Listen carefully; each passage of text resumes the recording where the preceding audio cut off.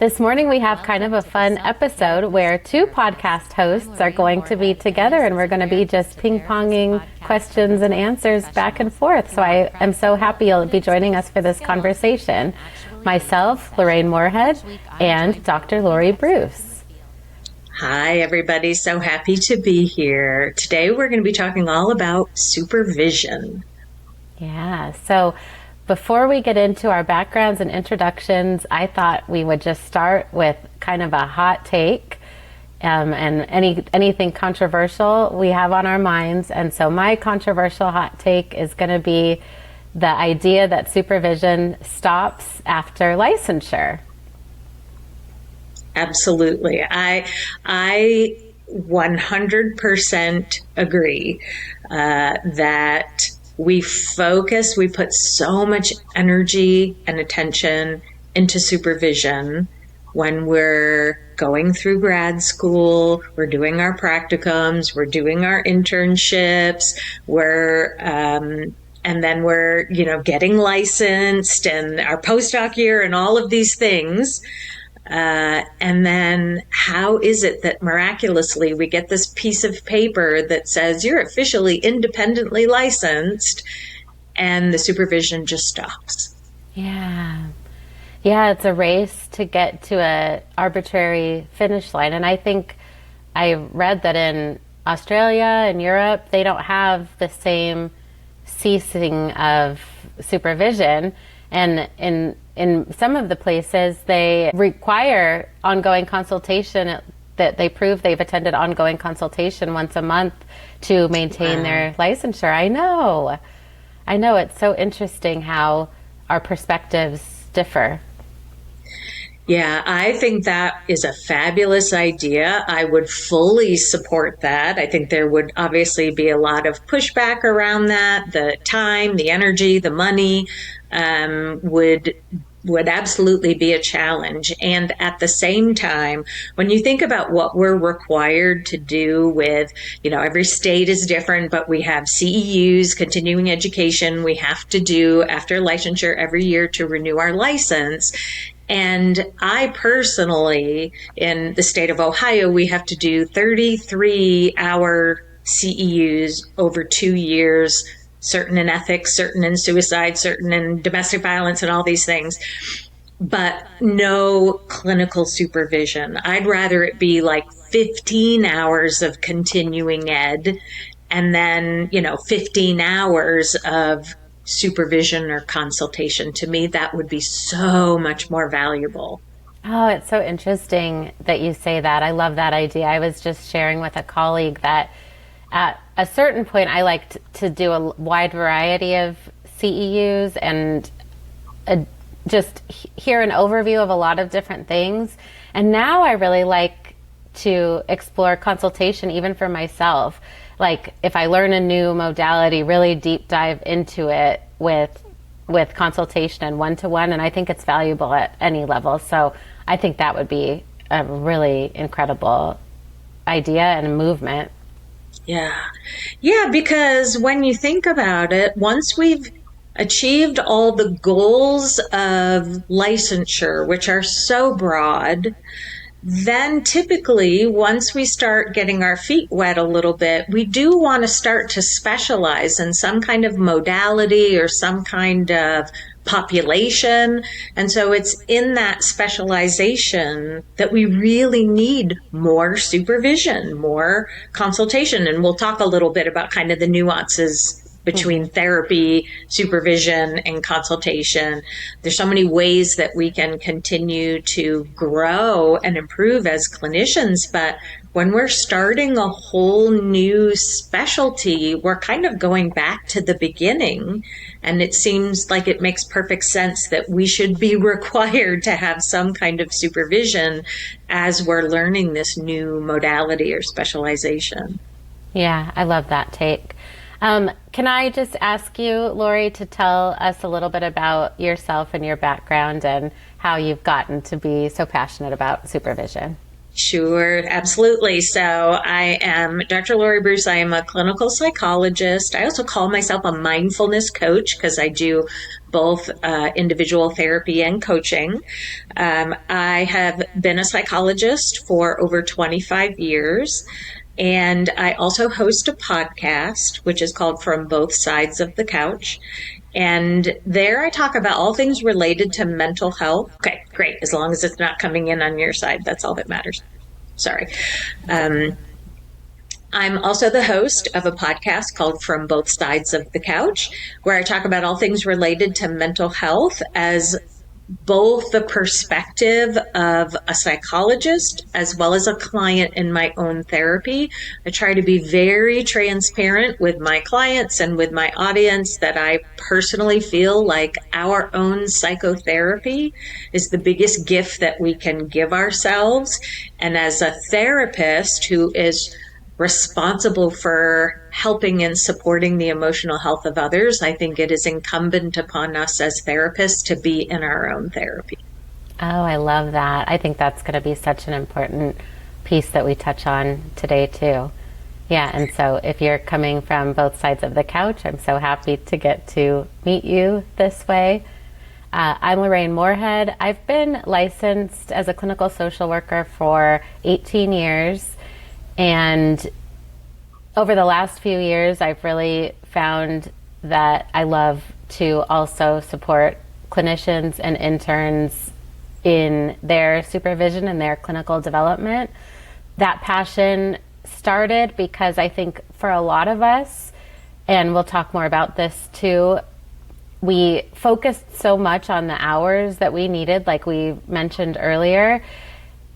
And the way that supervision, clinical supervision to get those hours was structured, sometimes that's all we got, was just checking off those hours, some ethical considerations as well. Over the last few years, I've really leaned into clinical supervision, helping associate level licenses advance their clinical practices, helping fully licensed people advance their clinical practice, and even working with interns. And I think what's really interesting, I feel like we're at a turning point now with supervision where people can access the support that they need, and that can look how they want it to look. Early on in my career, you were with the supervisor that you were hired to work with, and I remember feeling like there wasn't really, it never crossed my mind that there would be access to other supports out there. And so I think it's really neat with the way things are shifting in our field that those supports are available and they can look different ways. So with that, I also host the Self-Carapist Therapist podcast. We really deep dive these clinical topics that I'm so passionate about. We talk about modalities and approaches that we can work with our clients. Yes, awesome. So as we were talking about before about the fact that we go through all these steps, we get licensed, and then in a way we go backwards by learning a new specialty. Is there a specialty or an area that you learned about that allowed you the opportunity to do more consultation and supervision for yourself? Yeah. The first time I got to really explore those topics was through EMDR. And EMDR is interesting because you train, and then during the basic training, you're required to do 10 hours of consultation. So they bake it in right from the beginning. And then after that, if you decide to move toward certification, you do 20 more hours. And then if you decide to yourself become a consultant, you do 20 more hours. Wow. And so I had my own sessions with client permission, of course, viewed, and I troubleshot them with my clinical consultant. And then I had the sessions where I was consulting someone viewed and we would troubleshoot them with a different clinical consultant as well. And so that was really, it was such a meaningful time. And some of those were group and some of those were one-to-one, but it was such a meaningful time to really explore things that A, I didn't fully know yet about EMDR, but B, really look at things that I might have been doing in my practice that I hadn't caught, period, even before EMDR was integrated. So I think it's just so much fun to be able to have some of those conversations. How about you? Was there a time that you were able to explore your own work through consultation? Yes. So my original training is in DBT, or dialectical behavior therapy, and a huge component of DBT is being part of a consultation team. And so it's a requirement, it's mandatory in DBT. Not mandatory, but it's strongly advised that that is how you do DBT work. So that consultation style of weekly, talking about difficult cases, brainstorming, getting ideas from other people. I would say that's kind of at the core of my training. I also, not certified in RO-DBT, but RO-DBT also has a similar model. And so I was also part of a RO consultation group. I've been part of a personal consultation group with 5 other psychologists where we meet and have met monthly for 20 years, 22 years, I think. And so that has been a huge part of my personal growth. But the most recent training that I'm working towards a certification in is called DART, or Developmental and Relational Trauma Therapy. And in that, a huge part of it is learning our own trauma stories. They have this whole thing about doing the DART assessment, where you go through your whole childhood. What's your most negative memory with your father? Your most positive memory with your father, negative memory with your mother, positive, etc. And so it's a very challenging assessment. It's 16 pages long, and you use yourself as, and I think EMDR is like this too, in a way, I believe, that you're sort of using your own stories, your own traumas and challenges to learn the treatment. And there's a lot of role plays and experiential exercises that you're doing. And so that has been profoundly helpful for me, and more of the deeper trauma-based work. Yeah. Who developed DART? 2 psychologists, one by the name of Dr. Rick Butts, and the other one is Jan Bergstrom. And it is based on some of the work of Pia Mellody. And so it really talks about, that we all have traumatic experiences. Pia Mellody defines trauma, I think, as anything and any experience in which the needs of the child were not met. That's not a direct quote, but the idea is we all experience forms of trauma because our parents were not perfect, and we as parents are not perfect. And part of our healing process comes from understanding what our birthrights are, that we're born valuable, we're born vulnerable, we're born and all of these different birthrights that we have, and how, unfortunately, just because there's no such thing as a perfect parent, not all of our needs and rights were met. Yeah. Perfect parent or perfect match, right? Like perfect temperament match. Even if you have a parent checking all the boxes, it doesn't mean it's a fit. That's so interesting that it's based on Pia Medley's work. I'm in Arizona, and we have a treatment center here that's based on her work. Yes, and so it's my understanding that both Dr. Butts and Dr. Bergstrom were part of that years and years ago, were part of that training. And then together, it's my understanding that they kind of created their own model with some shifts. There's some IFS and parts work associated with it. Yeah, that's what it sounds like. Yeah. Yeah, it's a really, it's a very cool model. It's a very interesting model that has helped me both personally and professionally. Yeah, I love that. It's interesting that you brought up IFS because that's my current one that I'm consulting on too. I finished level 1 at the beginning of the year, and so I've started. Good for you. I know I've started doing some one-to-ones, but it feels like there's a great intersection here that we can explore a little more, because IFS too. I mean, that level 1 training is 100 hours over the course. I mean, it's four solid weeks spread out over a few months, and during that time, I mean, you can get the principles by reading the book, but so much of what you're doing in that training is self-exploration. Yes. And it sounds like with DART, you have had a similar experience. Yeah. What do you think in consulting on a modality like these? What do you think is the line between therapy and consultation, and how have you found or integrated those two pieces? Such a great and nuanced topic.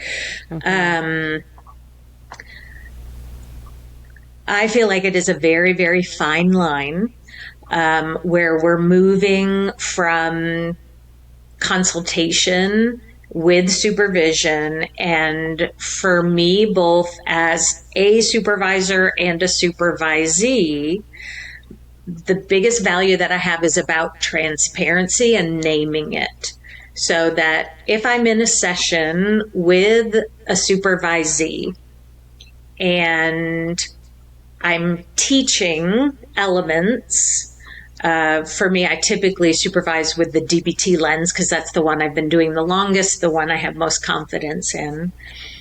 I'm teaching elements of skill development and understanding clients through a dialectical lens and a biopsychosocial lens. And when we're doing that, I might name it, and I might say something like, okay, I'm putting on my teacher hat for a moment, so can teach you a couple skills that might be useful for your client.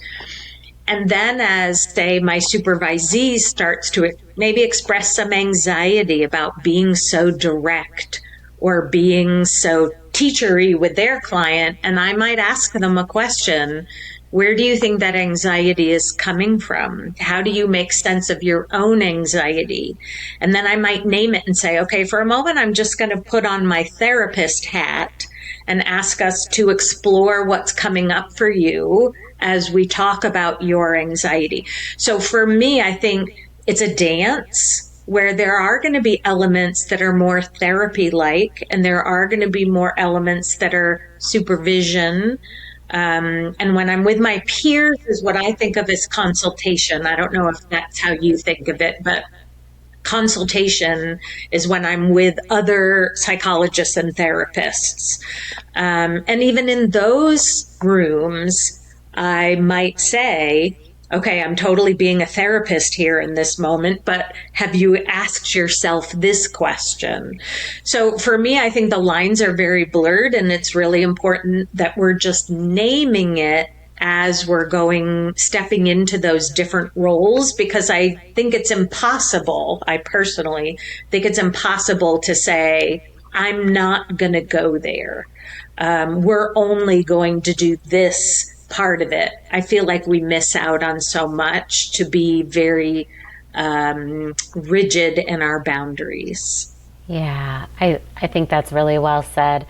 I think I have so many thoughts on this. One that's coming up, one that I really want to start by saying, I love how you name the part, and I feel like that could be really helpful. I mean, that's a good use of your tools as a therapist to be able to say, this is the hat I'm putting on. If it's like you're getting informed consent almost to go in one direction or another. Yeah, absolutely. And naming it, this is a part of mindfulness training, is naming it is a regulation skill. Whenever we're naming whatever it is we're observing, we're actually doing some regulation strategy. So I'm real big on naming what is occurring in this moment because our brains like that, and it helps us to kind of settle in a little bit. Yeah, that's a great tidbit right there. I think that's so true. By settling into what direction you're going, you're regulating your system and also helping to, I used to have a professor that would say, give me your hand and guide me through your paper. Don't drag me through the forest that is your paper. But we're extending that hand to gently guide. Yes.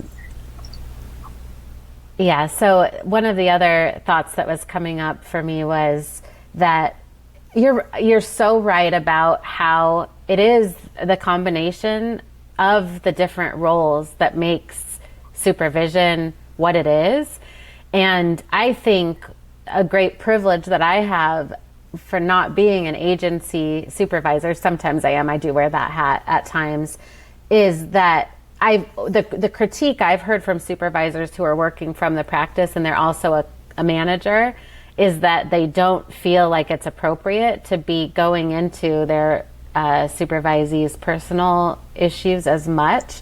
Yes. And so I think a great privilege is having fewer roles with a person, because then you're open to going in different directions on the journey in a way you might not feel comfortable if you are their manager as well, or the admin person as well. Yes. That's such a good point. Yes.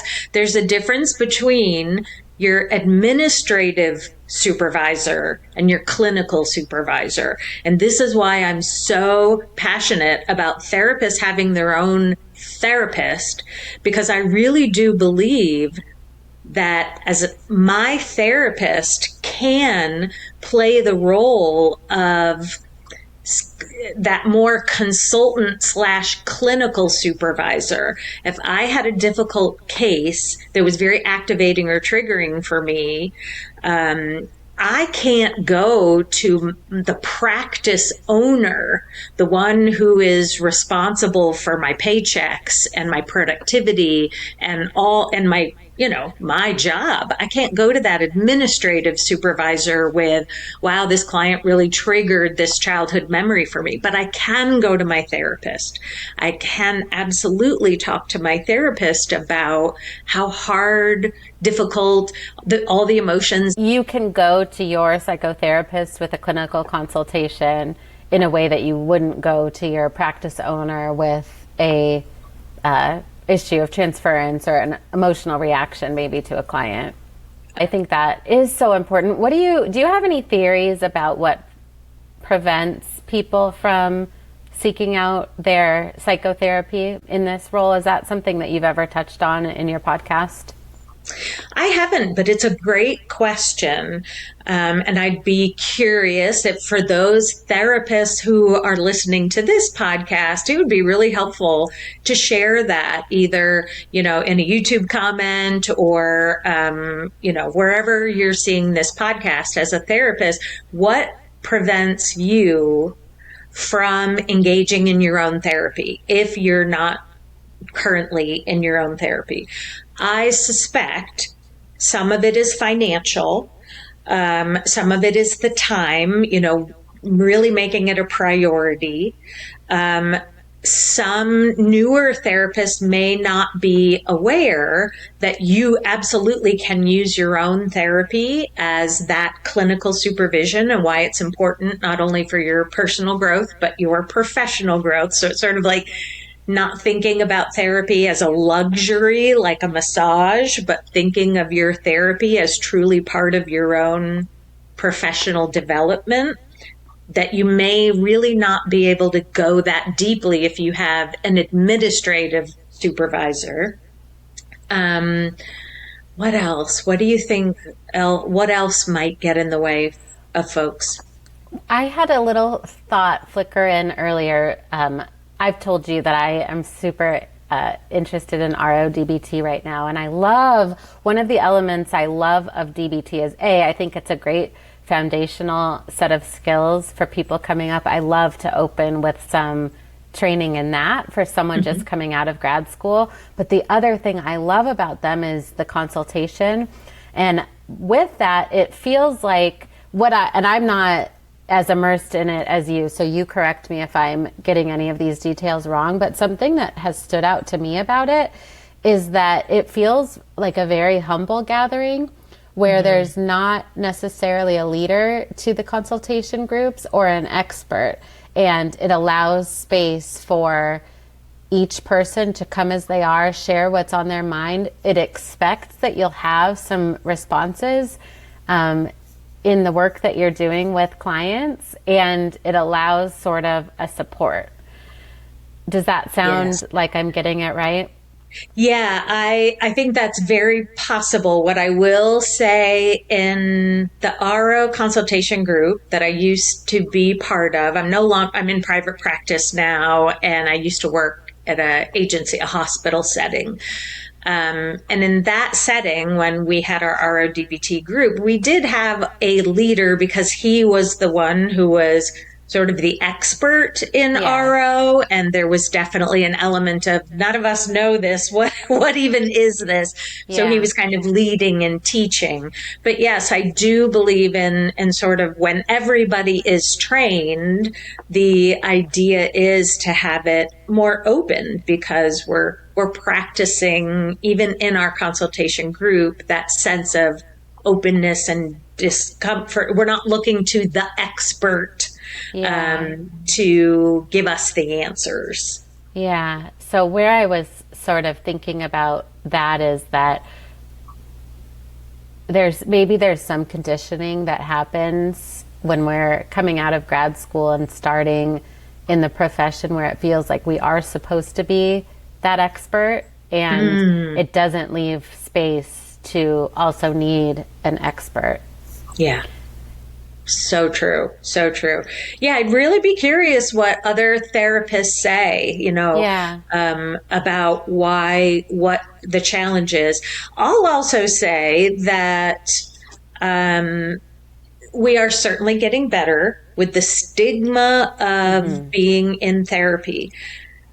And at the same time, when you start to get to know therapists in your community, it's hard to find someone for them to be your therapist who's also part of your community.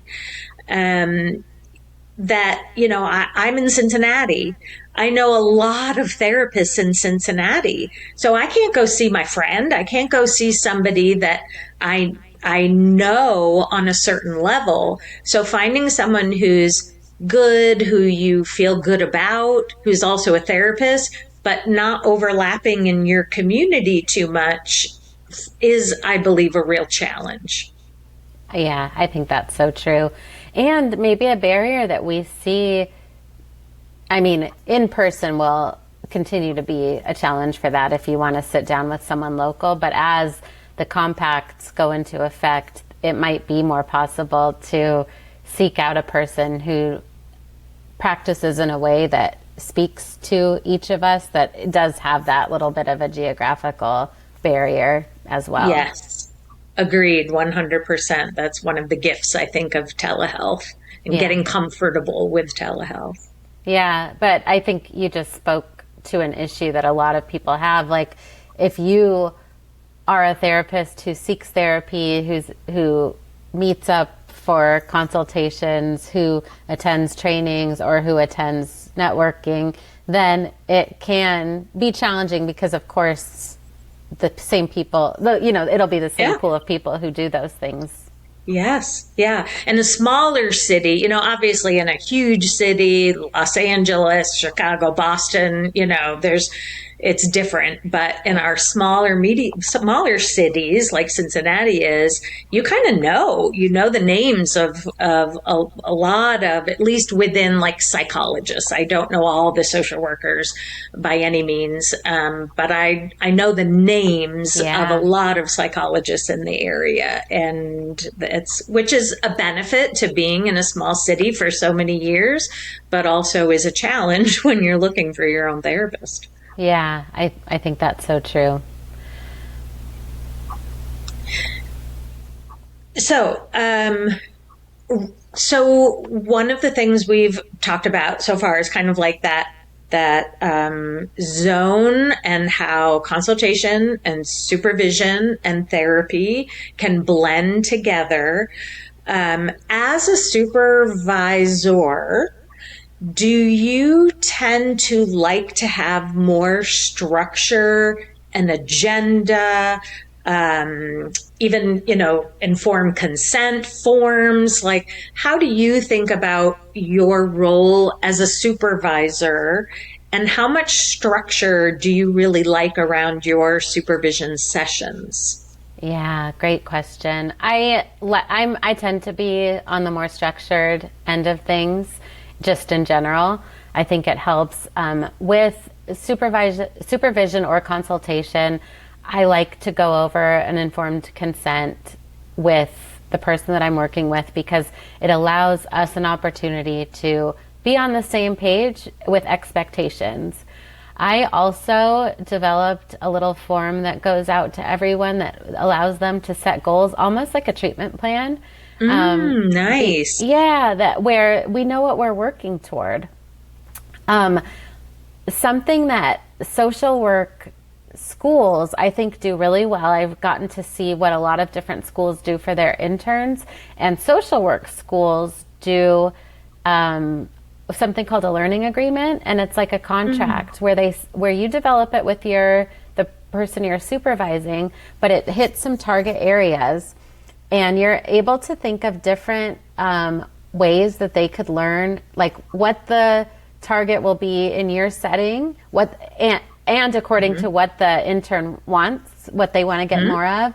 And then you'll even be able to list out a few different ways that they will get that lesson. Like, it could be read this book. It could be listen to this podcast. It could be try this skill with your clients, a lot like a treatment plan. And that way you can really track how they're doing. And I love that. Not all schools or even all disciplines do that. I actually haven't seen it outside of social work, but I love the idea of integrating some of that in, because I think sometimes people just want the resource. They don't necessarily need to be consulted on a piece. Sometimes they want to know where they can go to get it. And so by integrating a plan like that with the folks that we're working with, I think it can help them know what steps they can be taking too. Yes. Like, they don't have to be sitting in front of me. They kind of get the benefit of those resources, or ping-ponging back and forth with those ideas to be able to do their self-study in different ways. Yeah, that's so fantastic, and probably helps with a little bit of the imposter syndrome that we all experience as a new therapist, or even as an old therapist. Those feelings can pop up every now and then. So giving them a lot of tools and structure and resources, and asking them what their goals are as a supervisee is so important. So that is very cool that you have that. Yeah.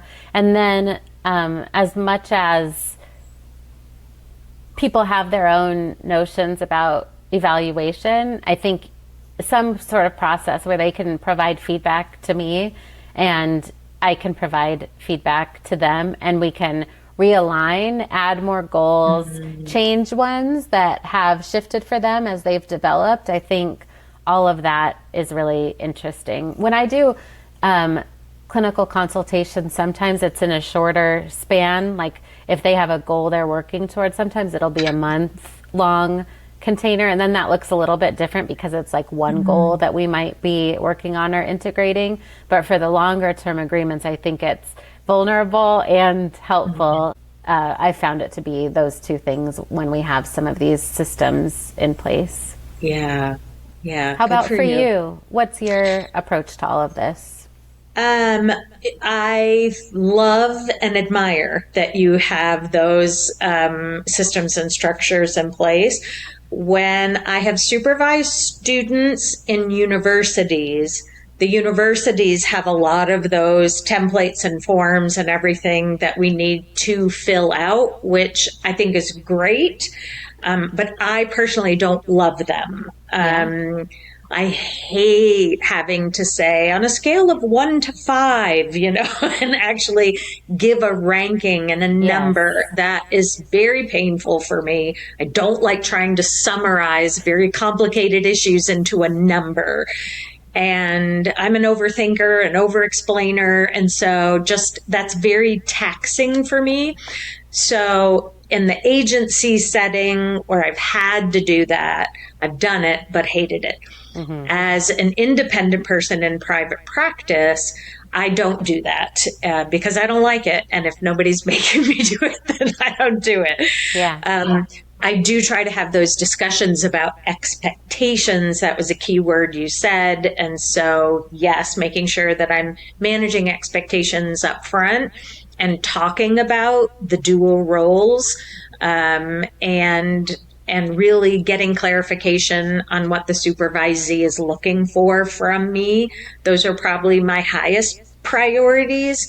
And then my only agenda as a supervisor is really making sure, particularly if they're a very new therapist, I really lean into the intake and making sure that the new therapist, the supervisee, really has good, strong intake and diagnostic and rapport building skills. Because I feel like once you can achieve those goals, your ability to be a good therapist just builds from there.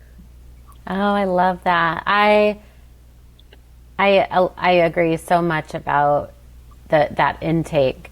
It's such good practice to start there, but also you're building so many skills in that, and sort of with the support of a structure, knowing that you want to get through certain questions. I think that can feel really comfortable as a little security blanket or a little support, but then you're weaving in these other skills, these curious questions, these moments of resonance, these little resources. We're big on that in social work, but these little, do you need this support that's outside of us, and I think I agree so much that it's such a great place to feel strong. I think sometimes it can be regarded as something we're getting out of the way so that the work can start, but I think it's such a critical skill and tool to be really confident in.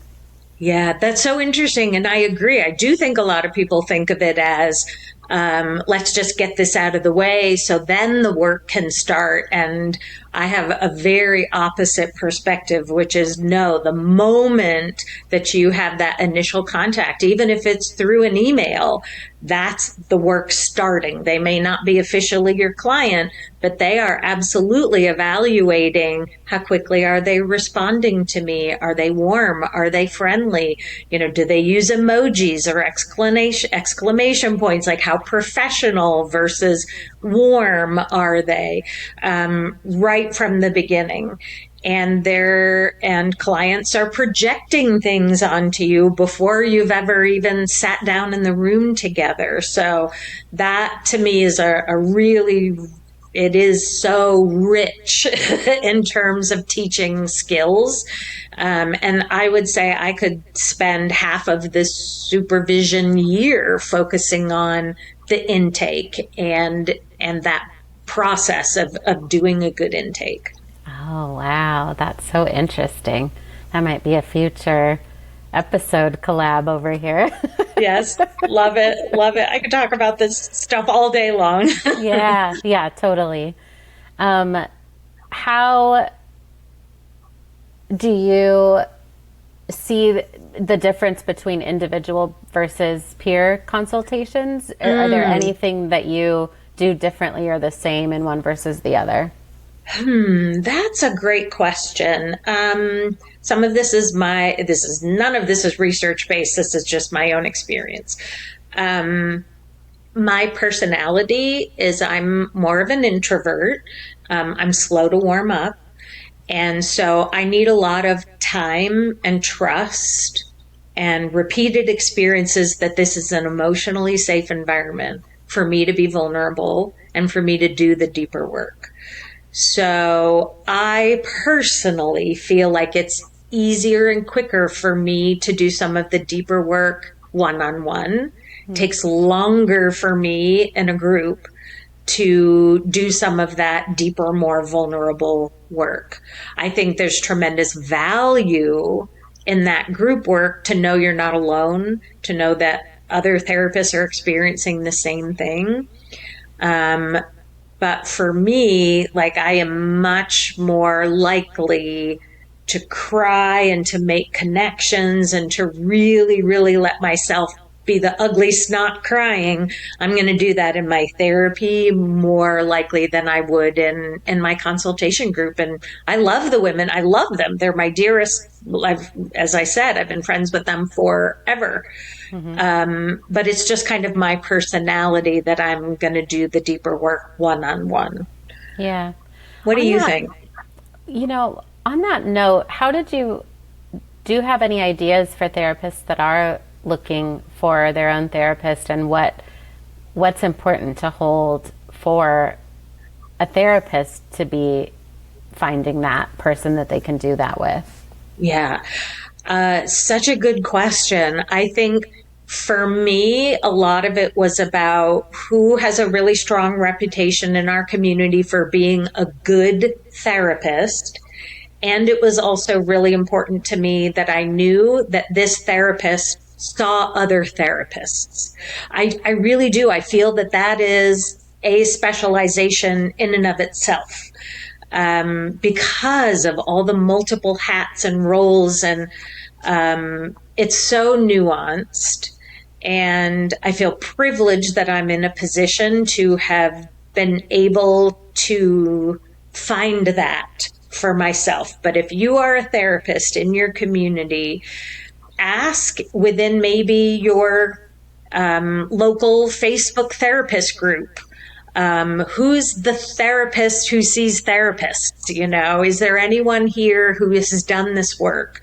Again, my own bias, but I would want to see someone who's been doing therapy for a long time. Because I do feel like we get better and better and better in time. We're like wine. Yeah. It's not a given that if we've been a therapist for, 15, 20 years that we are good. It doesn't go that way. But I do feel that really excellent therapists have been doing it for a long time. Yeah. Yeah. I definitely relate to that. For you, is modality important? Have you wanted someone that does modalities that you're interested in or that you also are expert in? That hasn't been important to me at all, because I feel like we can all benefit from different modalities. Would I see a true psychoanalytic therapist? No. I couldn't do that. I couldn't just lay on a couch and have somebody behind me writing notes. I could not do that. That's not how I work and not what I need.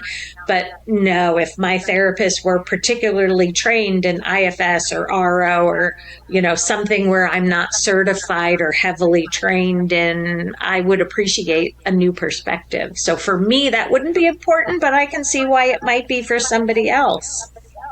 Yeah, I can see the value in having gone through the modalities that I am doing. I think clients really appreciate that too. And I want to hold an honor that it's sort of two different things. I might not in that moment when I'm seeking out that person be looking for the really deep, long-term, vulnerable, I'm sort of still having my student hat on. So I think, it really there are a lot of different options, and there is an opportunity to really self-explore with what am I hoping to do here? What do I really want to get out of this? Yeah, what are my goals? What do I want to achieve? Why am I spending the money, the time, the energy? Like, what is it that I'm hoping to experience? Even if it's not necessarily accomplish, what am I hoping to experience? And I think that will guide you then on, do I really want to seek out somebody whose role is going to be really strictly supervision of this particular modality? Or do I really right now at this phase of my life want a therapist who can also wear multiple hats? Yeah, I think that's a great question, and one I wouldn't have really thought about differentiating before. Are you a therapist that sees therapists? I am, yes. Yeah. It's one of my favorite things to do. Mm-hmm. And I know we didn't talk about this before, but I'm in the process of launching a community because I do feel like it's really, really hard to find find the time and find the space to be able to address these types of issues. So I'm looking to build a community of not just therapists, but also physicians and people who are in the business of caring for others and the weight that puts on us, the pressure, the exhaustion, the stress, and how can we support each other so that we can find passion and energy for our work again? Because I think if we don't make our own mental health a priority, the work will kill us emotionally and physically if we don't attend to ourselves. And so that's kind of my new passion. Is I'm going to be launching this group hopefully within the next few months. Oh, that's so exciting. Will people be able to join from all over, or will it be local to Ohio? Yes, it will be all over. It's going to be a virtual group that's going to have weekly touch points of both live conversations as well as recordings and videos and homework exercises and, giving that accountability and the support. And so, it'll be all virtual, and I look forward to connecting to therapists and other healthcare providers throughout the world. Doesn't even have to be, I was going to say the United States, but it doesn't even have to be U.S. It can be throughout the world. So interesting. Where can people find more information about that if that is something that their souls have been yearning for? Yes, thank you so much for asking. I will be launching within the next, hopefully by the end of summer, early fall is kind of my target date. And if you want to follow me and that process, you can find me at my podcast, From Both Sides of the Couch. I'm on YouTube and all the socials, and also on my website, which is drlauriebruce.com. Okay, that's so awesome. And how about for you? Any projects right now that you're working on, or you would like my audience to know about you? Yeah, I think I'd love to connect through my podcast, Self-Carapist Therapist, as well.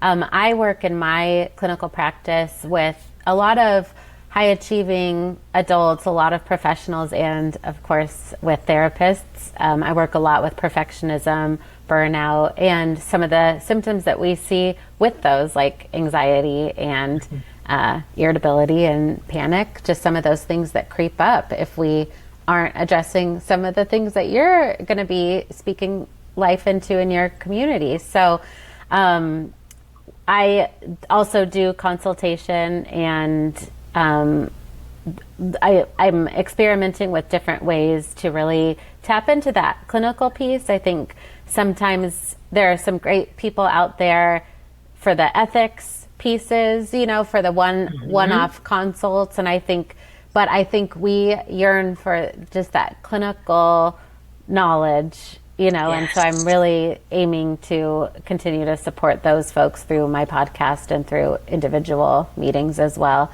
And folks can find me at my website, lorainmoorhead.com, and all the links that they need will be there as well.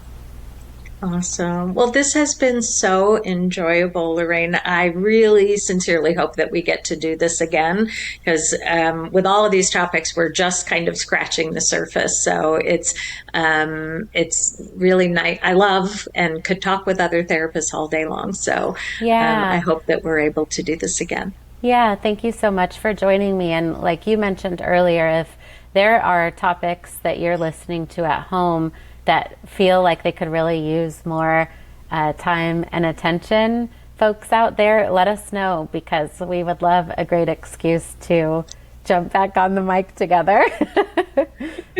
Awesome. Well put. Well All put. right. Thank you so much. Thanks so much, Lori. Have a good one.